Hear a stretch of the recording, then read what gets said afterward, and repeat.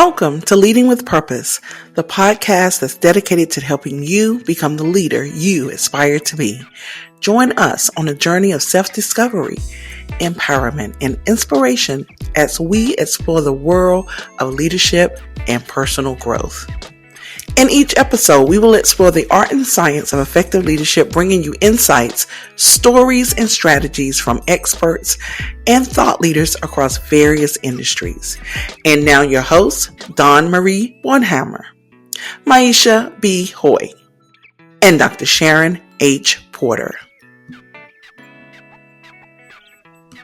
Welcome back to Leading with Purpose, the podcast that's dedicated to helping you become the leader you aspire to be as you lead, empower, inspire, and achieve. I am Dr. Sharon H. Porter, Editor-in-Chief of Vision and Purpose Lifestyle Magazine. Hi everyone, I am Maisha B. Hoy, the new Director of Marketing and Development for Child Guidance Resource Center, as well as entrepreneur for Maisha Lemonade Stand, Cubop, and Customer First Marketing. Welcome. Hello, everyone. My name is Dawn Marie Bornhammer. I'm the founder and chief impact officer for Mission Inspired Consulting. And today we have an incredible guest. With us, he is Mr. David LaCombe. David's career is nothing short of fascinating. He has spent 20 years as a paramedic before transitioning into leadership and roles across product development, customer experiences, sales, and marketing. Now, as a fractional chief marketing officer, he helps early stage companies align their product, user experience, sales, and marketing strategies to drive sustainable growth.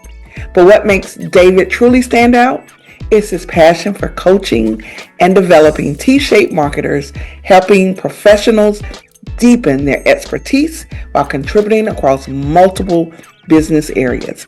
He's also played a pivotal role in a global initiative to improve survival rates from sudden cardiac arrest, proving that his leadership extends beyond business into life-saving impact.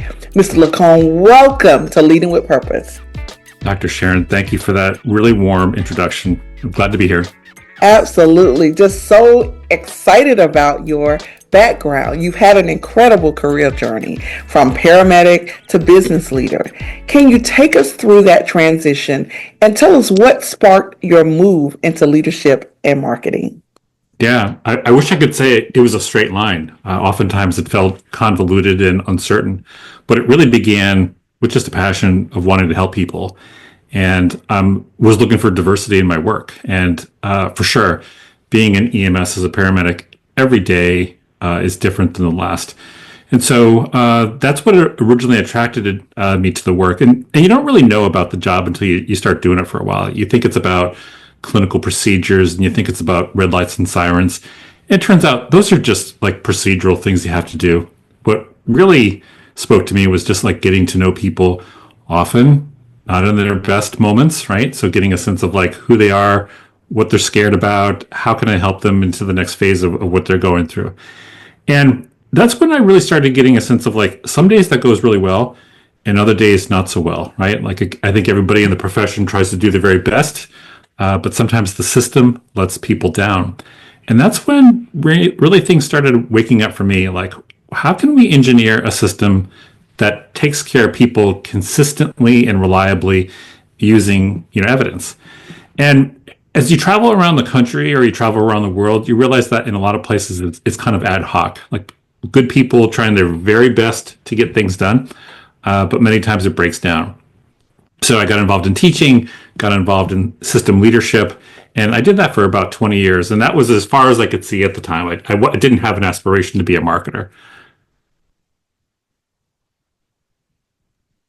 Wow. I'm really fascinated because you actually almost made a pivot, it sounds like. 100%. Yes. And we're always excited to learn about those pivots because it's a special skill to be able to do it successfully. So thank you for that. I really appreciate that. Yeah, absolutely.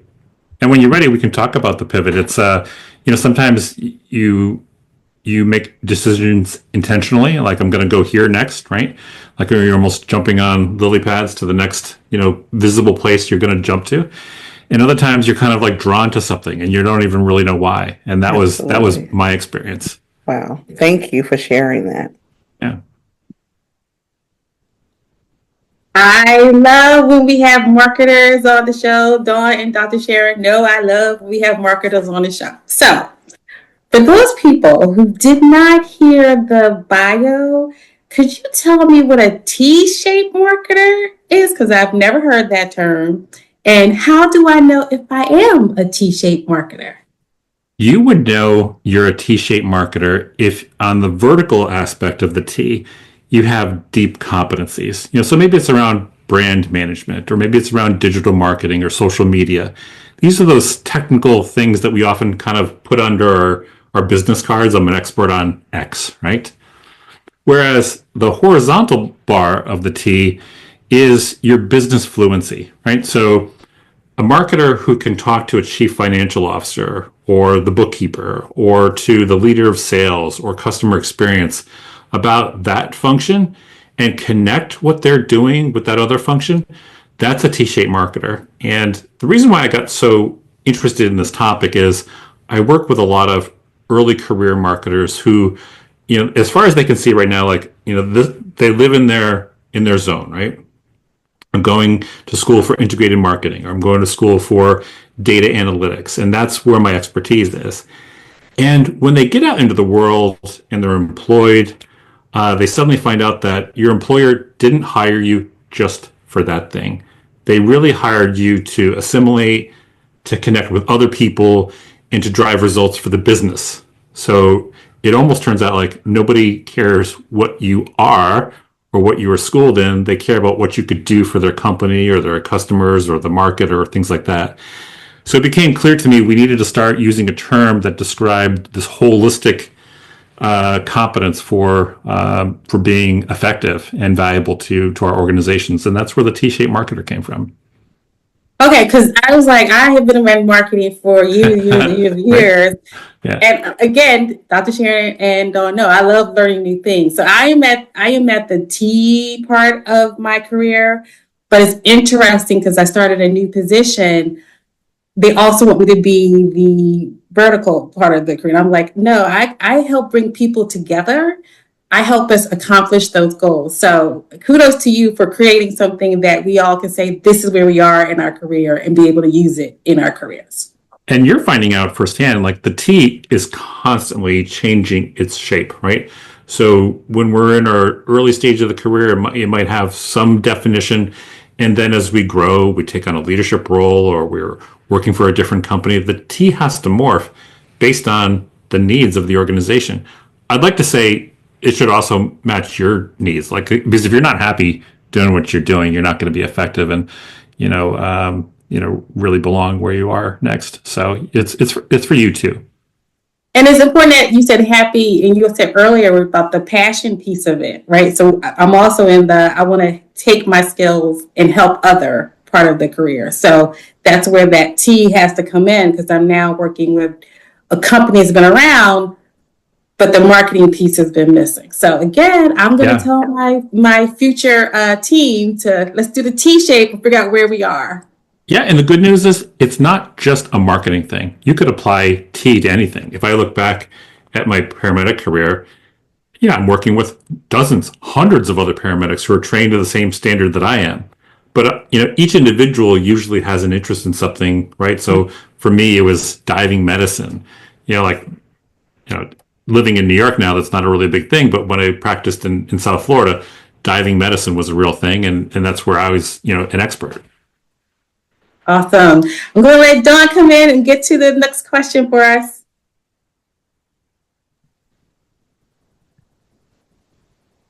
So David, you actually segued perfectly into my question, which is really focused on where do you see the most challenge and the most opportunity for the newer, younger marketing professionals in terms of at some point in our career, we were taught to just add the arrows to our quiver, right? Get all of the knowledge, get all of the skill. And the application of it is often where I see a gap in the sales space or in businesses that I'm observing. But I'm curious from your lens, where are you seeing the most challenge and opportunity for these young people as they evolve in their career? Let's stick with your analogy, right? The quiver with all the arrows. Those are the tools, right? And oftentimes, early stage marketers want to use the tools. That's what they're comfortable with. That's what they've been educated on. And that's how they kind of distinguish themselves. And when they get to wherever they're going, they find out that the tools are important, but they're not the only tools. Like you come from school graduating with your quiver of your arrows thinking, I'm going to go off as an individual and make these great strides for my employer. And you get there, you realize you're going to do a bit with a lot of other people who are doing their bits. It all has to fit in together. And there's a revolution happening in business right now that functions. Some people will call them silos. We're recognizing, right, more openly that they're just not effective. That we have to create bridges between the silos. That as a marketer, you bring certain competencies and passions and interests, but you're going to have to work side by side with the data analytics guy who doesn't care a thing about marketing. But if you can't come together to make sense of the data, to make decisions about the marketing interventions you're going to do, then it's a bunch of people just kind of like doing things, pulling levers, pushing buttons, and none of it is really generating a result for the company. So costs increase. There's a lag that happens between all these interventions that are not connected, and the executives and the stakeholders are like, hey, when do the results come? And then everybody's kind of just like looking around like, I don't really know. We did all of our magic, but we did our magic in these little silos as opposed to putting together all of our collective magic and directing it in the right way. So the long answer to your short question is yes, be proud about the skills that you possess, no matter what your job is. But you got to figure out how does it connect to other people. No, you make a really great point. And I was at a conference last week where they talked about the silos and redesigning the framework to be more of an ecosystem, right? This living, breathing organism. And to think about the intersectionality of each responsibility or each department and each focus with the opportunity to say, we all impact one another and we're all coming to the table with the same goals. So how do we create this ecosystem that we can all work within and contribute to without losing sight of what everybody else is doing too, and really thinking about the heartbeat of that together. So I really appreciate the analogy, and I think the strongest individuals that can do that work are going to be the ones that can have the staying power and actually have the results to back it up. Yeah, very well said. Curiosity goes a long way. And I love your ecosystem term. I know you were very intentional about that, Don. That think about ecosystems like it could be like an ecosystem of 5 people, or it could be an ecosystem of thousands of people, right? Ecosystems can grow. They can also contract if they're not cared for. So in some of the business that I'm doing with, we'll often have to connect ecosystems. And that's not often as easy as it might sound, or you might think that, people can get prickly. The ecosystems don't easily match. We have to figure out like what are common interests and where do we build from that. But when you can do it, that's when real possibility opens up. Mm-hmm. I couldn't agree more. Thank you. Yeah.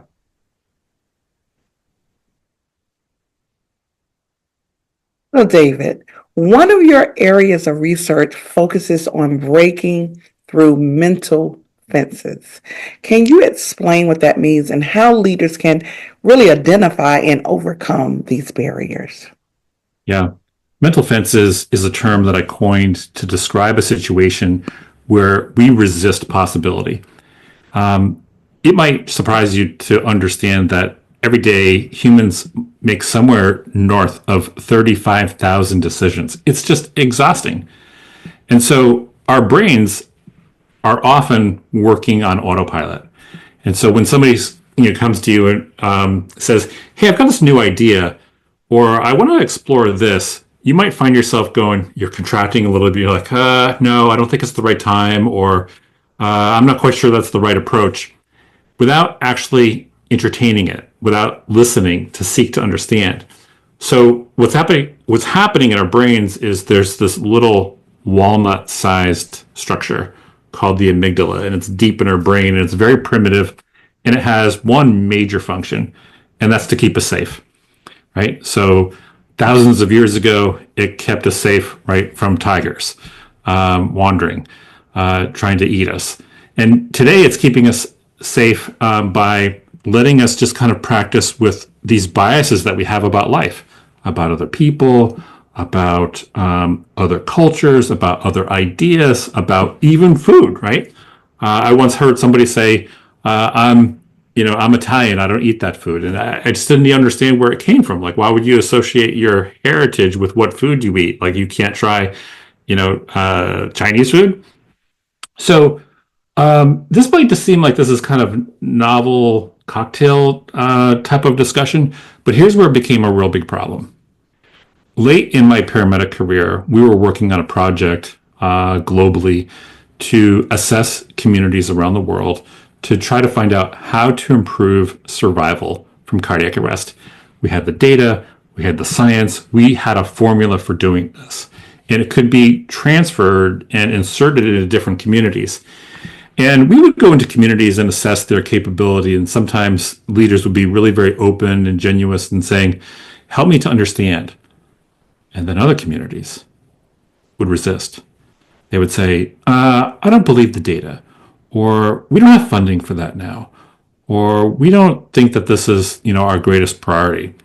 And they did that with this mental fence blocking their possibility to consider things that were different to them. So mental fences, in short, really keep us from considering other possibilities other than the things that we wake up every day and tell ourselves that make us feel comfortable.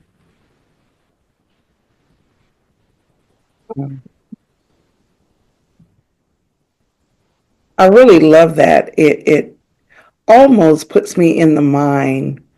It's different, but it almost puts me in the mind of the growth and fits mindset, right? When you're open to other things, or do you allow, as you say, the mental fences to block you from those other things, such as food, culture, and anything actually. So I can definitely see that. I actually love the term mental fences, and this is the first time that I've actually heard that term. But I can definitely see how it plays in leadership and how it can really stunt your growth if you allow the mental fences to do that. So thank you so much for that. Yeah, absolutely.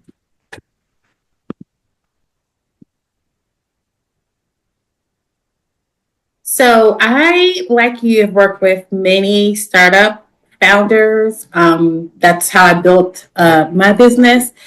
And I was on your LinkedIn page, and I've already shared this, the growth strategy canvas. Can you tell us, and I encourage everyone to either go to David's page or my page because it's fantastic, but tell us what that is. And then my second question, well, I can let you answer the first one, but my follow-up will be, where does the founder start? Because you just talked about resisting possibilities. You see that big list that you're going to talk about. Where do you want them to start when they're thinking about that growth strategy canvas? Yeah, well, let's talk about growth first. Growth implies that what you're doing is accepted in the marketplace. So when founders have their big idea and they create something, they go through this predictable series of things, right? Maybe you first start calling upon friends or people who are really very open-minded to trying innovation. And they might give you feedback like, hey, this is really novel. This is interesting. I find value in this. And it's really very tempting as a founder to believe that that is representative of a bigger market's sentiment towards your thing. And so growth comes from being able to scale that experience that you have with 2 or 5 or 100 customers into dealing with thousands of customers or tens of thousands of customers, depending on your construct of your business. So growth isn't like one of those things where like, hey, you've been in business for a little while and you've had some early success. Why don't we add some rocket fuel to this and see if we can accelerate your trajectory, right? Growth really comes and invites you and shakes you up and says, hey, the things that got you to this level, I got news for you. There's going to be different things that are going to get you to this next level. And while we're doing this in the name of growth, you might have to change your behavior. So the canvas that I think you're looking at on my LinkedIn is really, representative of a snapshot in time. Like when you're recruiting people as a founder to come and help you, that it's important to have a series of conversations around different things that drive growth. Everything from product market fit to channels, to your business model, to partners, to pricing and things of that nature. And that it's rarely just one thing. It's usually lots of things that are interconnected. And so I create models like that for my customers to help them to understand the interdependence and interrelatedness of lots of different things. I often find that a founder has their passions, they have things that they really like to do, and then as they're growing, they might have to do less of the things that they like to do and more of the things that the business needs now at this different stage, right? And so that's sometimes a lonely, difficult transition for a founder. Like, hey, I used to be the only person selling. Maybe I sold 60 or 80% of everything that went out the door. And now you're telling me that I need to relinquish that to someone else. That could be a really very uncomfortable spot. So, the framework really just helps us to go, what are the different things that the business could need? And let's assess them to figure out what really applies to your business. And I'll say one last thing about that. A challenge that happens in the strategy world where I live is that it's tempting to have a one-size-fits-all model.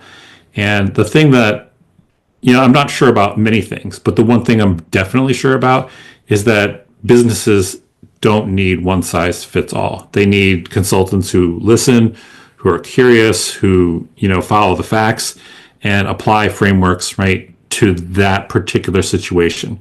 Because the second we're like, hey, we've got this framework and you have to jump through my hoops, I think it becomes artificial, and I don't think the results are going to be as good.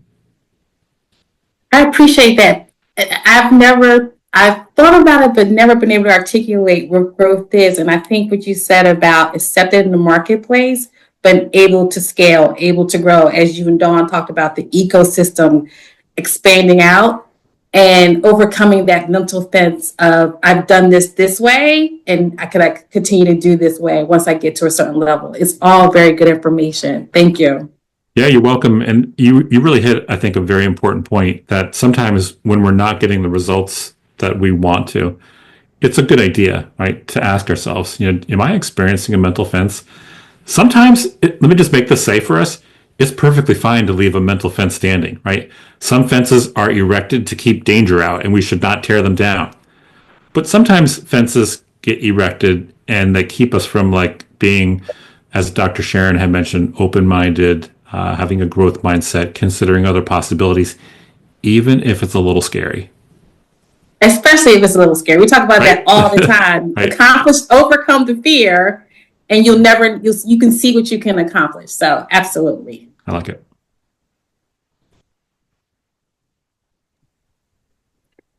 So I absolutely love the analogy of the fence in itself, because you can visualize different types of fences, right? You can visualize the fence in which it's so high nobody can see over it.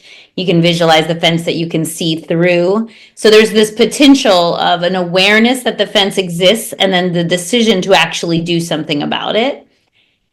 Could you share a little bit more about that component, which would be, once we have the awareness, the decision to then move past it, take it down, or decide that you want to observe what you're at the moment keeping out?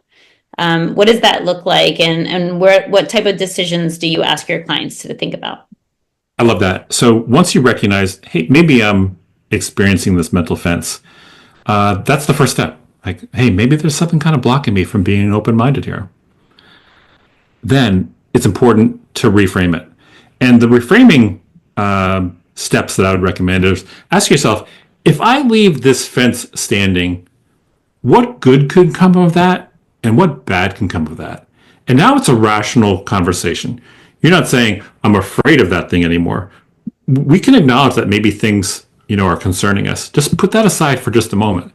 And then go through this rational exploration, right?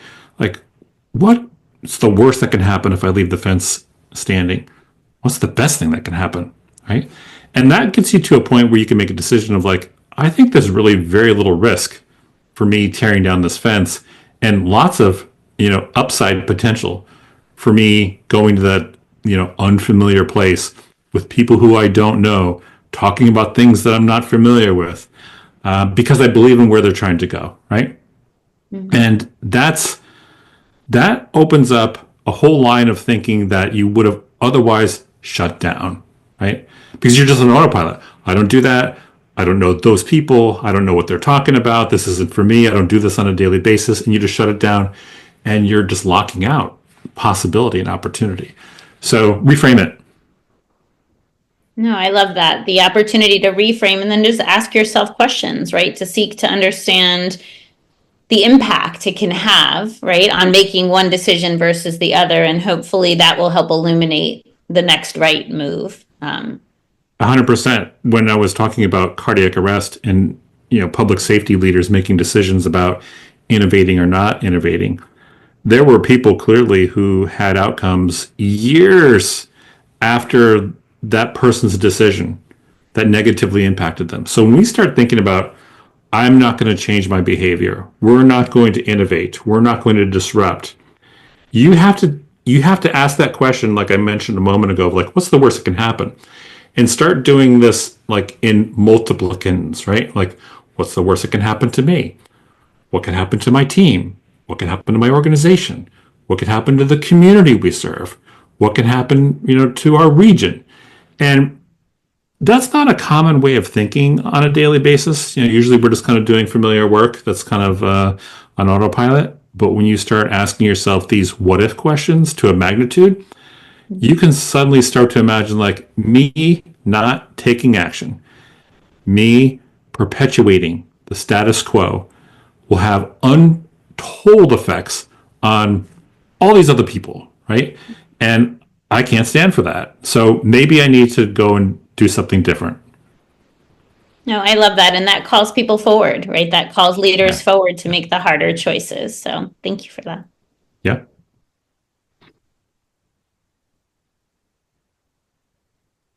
Okay, we're going to bring everyone up for our last round of questions. The conversation has been so rich. And so I saw that you have an upcoming book.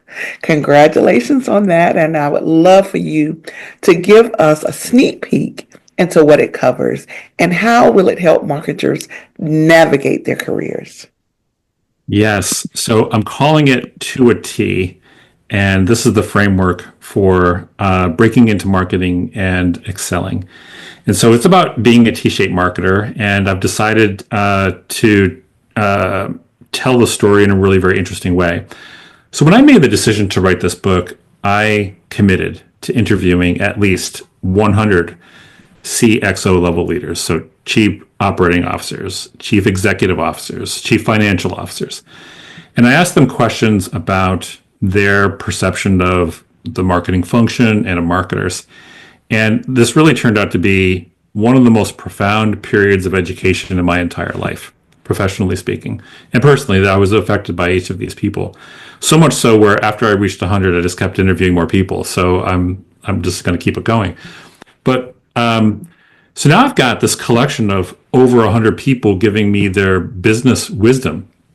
And I thought, okay, the first tendency as a scientist, as a paramedic, would be to create this very clinical research related document. I thought, who wants to read that? I don't even want to read that. So I decided to tell it through storytelling. So I've created a fable where 3 early stage marketers are on their journey to become better marketers. And every chapter begins with them experiencing some challenge or hardship or frustration. And they meet with their mentor, David, coincidentally. And David gives them advice and asks them questions. And then sandwiched in between that fable are these insights, right, from all these people who I've interviewed. And I try to always tie it back to what the marketers in the fable are going through. And then the chapter ends with, kind of almost like this PS of like what happened to them. So they come into the chapter experiencing this challenge, David encourages them to push themselves. We talk about what the experts have to say, and then we get to visit. So what happened, right? Was it beneficial? And so I stumbled on this. I wish I could have said that I thought about this all in one, shower in the morning. This was really an iterative process. Writing, don't like it. Writing, don't like it. What if I did this? Really just challenging my own mental fences of books that I liked and books I don't like. And I think I've created something really very unique. So it's emboldened me and impassioned me to stomp on the accelerator to get this thing out. I really want to have it out by the beginning of the second half of this year. So lots of writing. You guys understand this. You do this yourselves. I love it. First of all, kudos for the creativity and the innovation. I love it. I love it and can't wait for it to come out.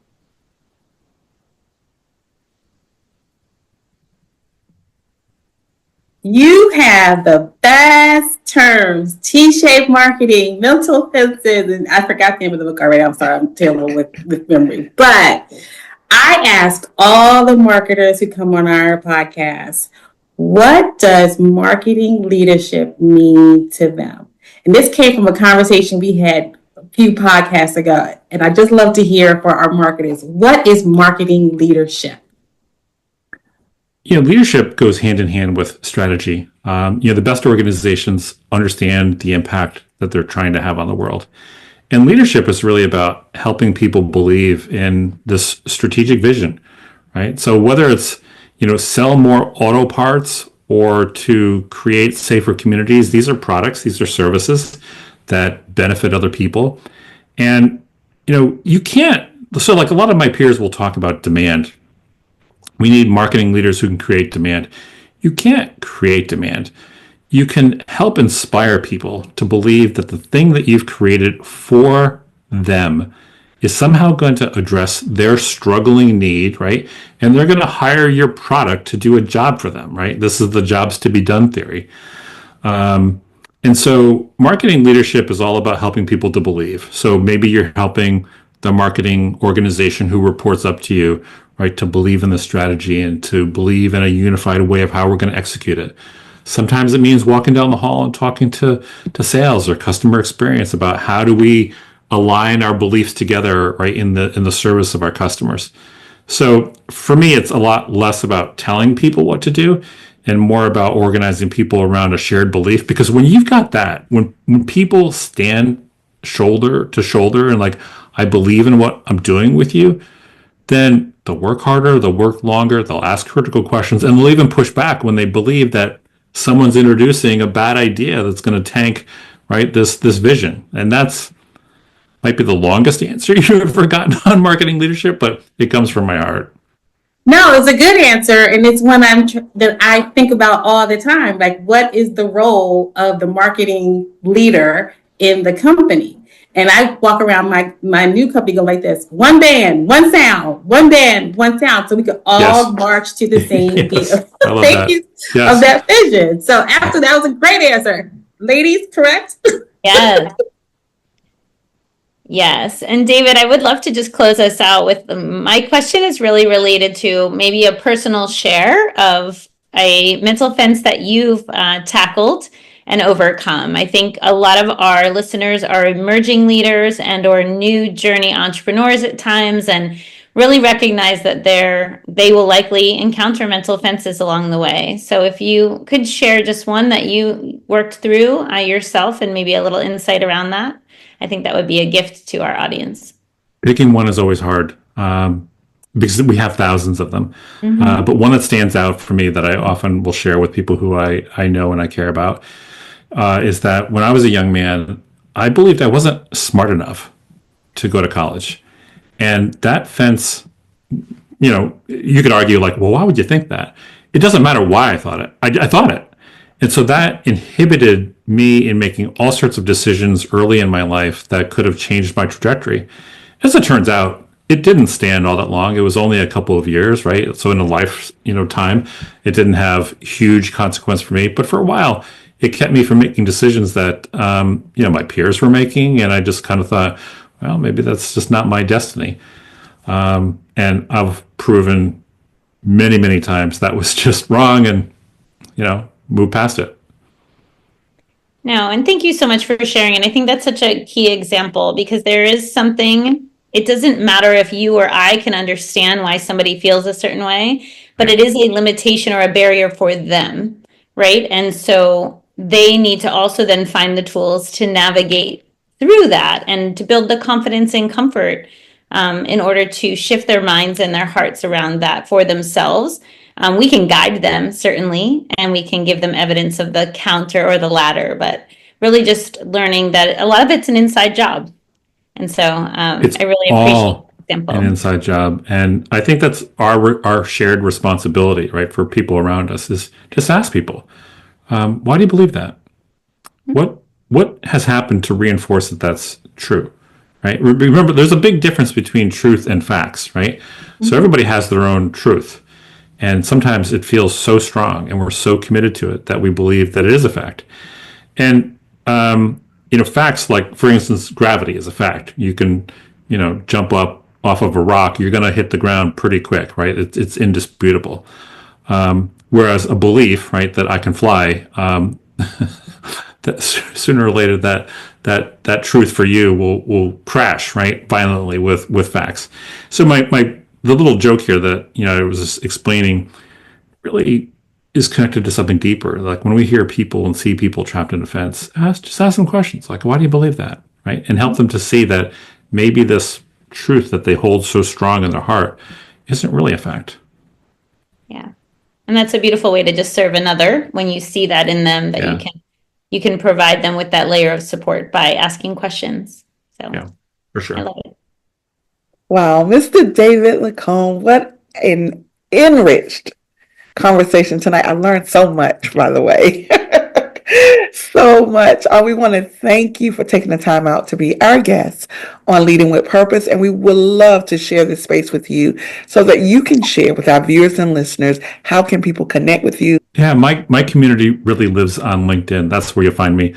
I have a website. I don't pay any attention to it. I probably even take it down. I live through LinkedIn. That's where my connections are. So David LaCombe on LinkedIn. I love it. Guys, David LaCombe, our guest for this episode on Leading with Purpose. We thank him and we thank you, our viewers and our listeners, for joining us for another dynamic episode of Leading with Purpose podcast. Again, I am Dr. Sharon H. Porter. I am Aisha B. Hoy. And I'm Dawn Marie Bornheimer. As you navigate your leadership journey, remember that leading with purpose is not just a philosophy, it's a commitment to making a positive impact. Continue to lead, empower, inspire, and achieve. And if you enjoyed today's episode, please share it with your network. Don't forget to subscribe so that you will never miss an opportunity to explore the intersection of leadership and purpose. And until next time, lead with passion, lead with positive intention, and by all means, continue to lead with purpose. Thank you for joining the Leading with Purpose podcast. Please join us every Monday for a new episode.